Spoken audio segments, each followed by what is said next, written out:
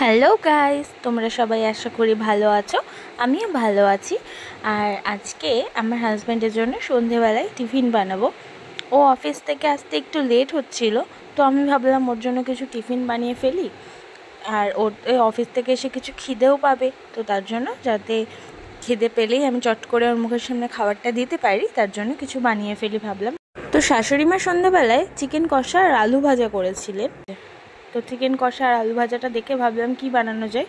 ঝট করে মনে পড়লো সবজিগুলোও তো ফ্রিজে রয়েছে, তাই পেঁয়াজ, কাঁচা লঙ্কা, বিনস, ক্যাপসিকাম, গাজর আর বাঁধাকপি, টমেটো দিয়ে কুচি কুচি করে কেটে ফেললাম। ম্যাগির মশলাটাও দেখলাম, আর পাস্তা ছিল কিছুটা, সেদ্ধ বসিয়ে দিলাম, ঠান্ডা হতে দিলাম।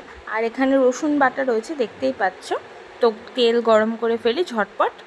আমি কিন্তু কোনো রকম উপকরণ দেখে করিনি, আমার যেটা মন চেয়েছে আমি সেরকমভাবেই করেছি।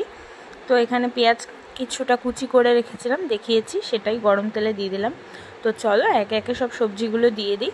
পেঁয়াজ, এরপর দিয়ে দিলাম ক্যাপসিকাম, কুচনো ক্যাপসিকাম। এরপর দিয়ে দেব কুচনো সামান্য পরিমাণে বিনস। আর তোমাদের ফ্রিজে যা যা সবজি থাকবে তোমরা তাই দিতে পারো। আমার ফ্রিজে যা যা ছিল আমি তাই দিয়েছি। এখানে দেখতেই পাচ্ছ গাজর, এটা আশা করি সবার ফ্রিজেই সামান্য পরিমাণ থাকেই। আর একটু বাঁধাকপি, যার যেটা মন চাইবে সে সেরকম পরিমাণ সবজি দিতেই পারো। তো চলো সবার লাস্টে দিয়ে দিলাম টমেটো। এবার ভালো করে নাড়াচাড়া করে দিয়ে দিলাম রসুন বাটা। এটা আমাদের স্টোরেজ রসুন বাটা, তো তার জন্য একটু গ্রিনিশ কালার এসছে। এরপর দিয়ে দিলাম লবণ, যাতে সবজিগুলো একটুখানি জল ছেড়ে সেদ্ধ হয়ে যায়। তো চলো পাস্তাটার জল ঝরিয়ে নিলাম, ঠান্ডা তো আগেই করে নিয়েছিলাম, এখন জল ঝরিয়ে নিলাম। এরপর মামনি যে আলু ভাজাটা করেছিল ওটা দিয়ে নিলাম, আর চিকেন কষাটাকে ভালো মতন করে ম্যাশ করে নিলাম। এরপরে ম্যাগির মশলা দিয়ে দিলাম কড়াইতে।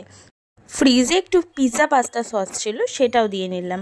তো চলো এরপর নাড়াচাড়া করে যে চিকেনটা ছিল ওটা দিয়ে নেব পাস্তার মধ্যে। এরপরে ভেজিসগুলোর সাথে ভালোভাবে চিকেনটাকে মিশিয়ে নিলাম, যাতে মশলাগুলো পুরো একদম সরিয়ে যায়। তো এরপরে সেদ্ধ পাস্তাটা দিয়ে দিলাম। তো আর কিছুই কাজ নেই, এখন তোমাদের একটু নাড়াচাড়া করে নিতে হবে। লাস্টে আমি শেষ পাতে দিয়ে নিয়েছিলাম গোলমরিচ আর একটু টমেটো কেচাপ। তো সব কিছু ভালোভাবে দিয়ে নাড়াচাড়া করে নিয়েছিলাম। এরপর একটুখানি বাটার মেল্ট হতে দিয়ে দিলাম। তো চলো সার্ভ করে নিই। এখানে আমি গার্নিশিংয়ের জন্য ব্যবহার করেছি অরিগ্যানো, চিলি ফ্লেক্স আর সামান্য পরিমাণে সাদা তিল। সাদা তিলটা একেবারে সম্পূর্ণ নিজের চয়েস, যদি খেতে চান তো দেবেন, না হলে দেবেন না। আমার এটা পার্সোনালি ভালো লাগে, তাই আমি সাদা তিলটা দিয়েছি। তো চলো দেখি মামনি কি বলে। মামনিকেই ফার্স্টে দিলাম পাস্তাটা।